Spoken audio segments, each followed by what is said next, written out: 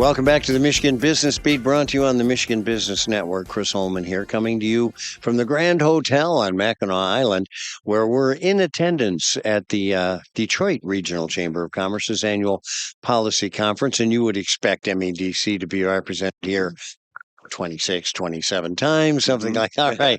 McCauley, who is the senior vice president, if I'm not mistaken, of prosperity. Yeah. I love that. Yeah. Regional prosperity and development. Absolutely. So let's talk about that. What exactly? So what we pay attention to at the MEDC is being as demand driven as possible. And we live in a big state, a diverse state.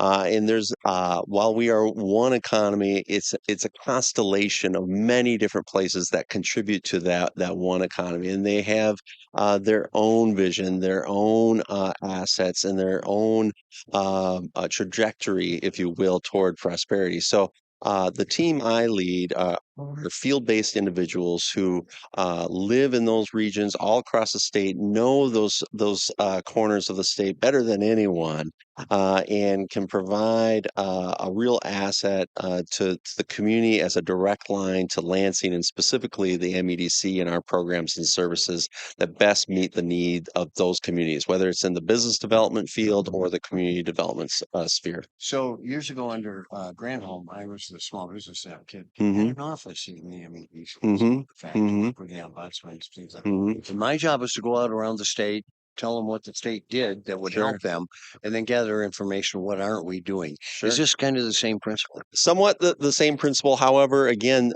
these individuals are living in the field, and this was the case even before COVID. So we have professionals that live in the Upper Peninsula. We have professionals who live in Northeast Michigan, Southeast Michigan, Southwest Michigan.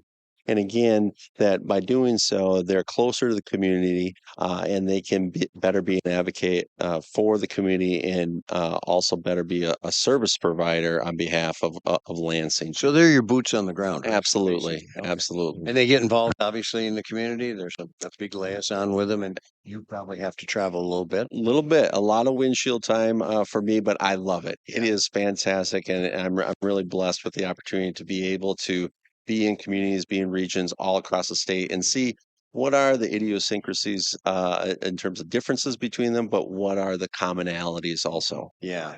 Okay, so what's next? Now you've got this network set up. What's the next thing? The next thing is we continue to listen. We need to continue to listen to our communities, to our local businesses, and see what they need in order to succeed and prosper. And how can we play matchmaker to what we have, and how can we better adjust what we have to meet those current needs? And then, second, I think we need to be able to have more holistic and inclusive conversations about what the future is relative to economic development in different regions and communities across the state, so we can better prepare our programs and services for when that time comes. So I can probably name a few things that they're saying to you. Yeah. We need more people. We need Sure. more training, et cetera, et cetera. Right. What are you hearing other than the top two? Yeah, I think from my perspective, people are becoming much more savvy in terms of the definition of economic development, right? And are connecting things like housing, transportation, childcare, education, all these things that Part of it. part of it, absolutely. So we are listening to that, and we are also factoring that into our definition. I think the trick, though, is what as it relates to programs and services, we are not going to be in the transportation sphere. We're not going to be in the child care sphere. So what we need to do as Team MEDC is really work as Team Michigan and make sure that we're connecting communities and businesses to an MDOT, to a LARA or a MISHTA, and so on down the line. So they're not just speaking to MEDC, that they're speaking to state of Michigan in the network of programs and services and departments we have. So you're the walking dictionary. You I get out hope there and so. go, okay, here's where you need to Right. go. Or as the case may be, the walking acronym definer, right? And we need those, by golly, we do. Absolutely. Well, this is a tremendous asset to the state to get Yeah. out there and hear. And the state sometimes is not a great listener. Mhm. I'm glad to see you guys are becoming that. Yeah. And the people that are boots on the ground, do you have interaction with them frequently? Oh, absolutely. I make it a point to ensure that I'm all across the state, every single community, working with them and hearing the same conversations that they're hearing to ensure that that information is appropriately being relayed to Lansing and leadership, and to make sure that we're able to adapt to the demands that are in the community.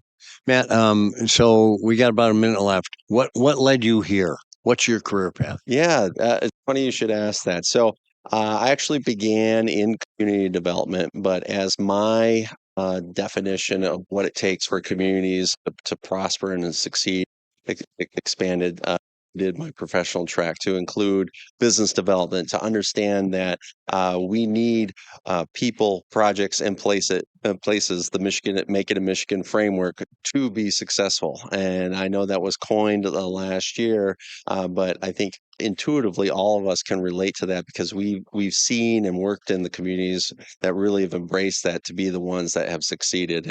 And that's been my professional career path, is being able to have that more holistic conversation about economic development and what it takes to prosper. Sounds like there's a little bit of passion in that. A little bit. Matt McCauley, always good to see Thank you, you, my friend. sir. Good. Senior Vice President with Regional Prosperity at the MEDC. I'm Chris Holman, and you've been watching the Michigan Business Beat on the Michigan Business Network, coming to you from the Grand Hotel, where the Detroit Regional Chamber of Commerce puts on their annual policy conference. Thanks for being with us.